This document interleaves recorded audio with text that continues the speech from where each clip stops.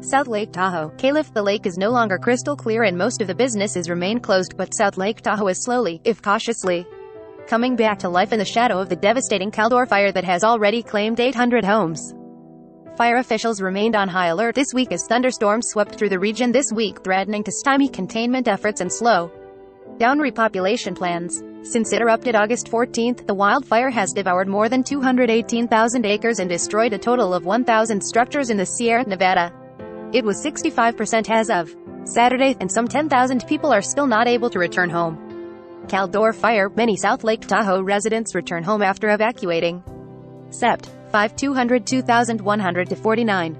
This is the most tense it's gotten this week, Jamie Moore, spokesman for the California Incident Management Team at the Caldor Fire, said Thursday while standing outside Hard Rock Hotel. "We've done everything we can," he added. Throughout much of the area, residents posted signs and even an inflatable bear thanking firefighters and other emergency responders for protecting their homes, but a palpable frustration lingered in the air as community members wonder when they can return to their old lives in this quiet mountain hamlet. "Fires were never a thing here," Jessie Marshall said of her hometown. "We just keep getting fires and they get worse every year." Marshall now lives in Medford, Oregon, and returned to the area earlier this week to visit loved ones, many of whom had to evacuate or help others flee their homes. This is the second wildfire she has experienced this summer. Earlier, the bootleg fire in southern Oregon choked the air around her current. Related news. California cannabis growers face big threats. The potential damages go beyond the plant. On Thursday, as firefighters and National Guard members strolled through the Hard Rock lobby, Marshall played poker and sipped on a cocktail. She was one of a small handful of people inside the casino not associated with the fire response. About 10 minutes south at Regan Beach, retired postal worker George Ayers waded through the unusually cloudy waters of Lake Tahoe as his dog, Sonora, chased after a toy a few yards away. All around him, a heavy blanket of smoke camouflaged the once pristine lake with a gray and brown haze that made the water difficult to see even from just a few feet away. "This is one of the most beautiful places in the world and she's not showing up today," he said. "It just breaks my heart." George Ayers and his dog, Sonora, walked through the shallow waters of South Lake Tahoe, Jim said at NBC News. The sky turned yellow, black and red as the fire crept closer to the lake in the first days that the fire threatened the area, Ayers recalled.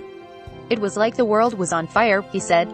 Ayers is one of thousands of residents forced from their homes after the voracious Caldor Fire swept through 3 counties in Northern California. This week, it finally slowed and allowed fire officials to lift or downgrade evacuation orders for many of the 43,000 people who fled their homes with only a few minutes to gather their belongings. Experts warn of financial cost of inaction on climate change. Sept. 202,105. But the area is not out of danger yet as a warning for dangerous fire weather took effect for much of fire-scarred Northern California from Thursday afternoon through Friday. While the ongoing threat lingered, residents waited out both the fire and the passing storms from the safety of hotel rooms, evacuation shelters to the homes of loved ones. Across the state, nearly 15,000 firefighters have made progress on 14 major wildfires and several smaller new fires, according to the California Department of Forestry and Fire Protection, or CAL FIRE. They include 3 of the state's 20 largest fires on record. Crews have faced historic drought, record temperatures and coronavirus outbreaks within fire camps. At the Caldor Fire, 9 emergency responders have been injured, including one firefighter who sustained 2nd and 3rd degree burns throughout 20% of his body. Related news. What a recently burned tract of land in Oregon can teach us about fighting wildfires. On Thursday, firefighters hurried to clear and remove fire-weakened trees in hopes of allowing residents back into their homes as early as this weekend. It's a slow and arduous process, and while residents say they are grateful for the firefighters' efforts, many people are yearning for normalcy.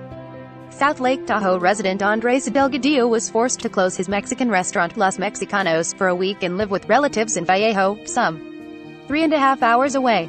The mandatory evacuation was ordered a week before Labor Day, a typically busy weekend for his restaurant. Instead, Delgadillo closed his business, created a WhatsApp chat for his employees and monitored conditions from afar. There were firefighters with loudspeakers around the neighborhoods, he said. "I tried to come back for my medicine but I was told to stay away." Andres Delgadillo, right, and Manuel Sanchez prepare an order at Los Mexicanos restaurant in South Lake Tahoe on Thursday. Jim said at NBC News. When he returned a week later, Delgadillo had to throw out food and other perishable goods from his restaurant and the neighboring market that he also owns because some of his employees are still under evacuation orders. He is filling in for 5 of them. "Thankfully this summer was really busy," he said of his business. "Hopefully we'll be okay, but you never know." We were able to put a little money aside. Myers resident Sean Griffins, who works for South Lake Tahoe Refuse, is one of the few residents who can access his house throughout the day because he is considered an essential worker. On Thursday afternoon, he loaded clean laundry into his car and prepared to head back to the hotel room he is sharing with his wife and 2 dogs. Sean Griffins stands on the front porch of his home Thursday in Myers, Caliph Jim said to NBC News. "We've had to clean up because the bears had a good time for a couple of days," he said. "Last week, there was trash all up and down the street. They just destroyed everything." Just a few hours later, fire officials reduced evacuation orders in Myers and residents were allowed to return home.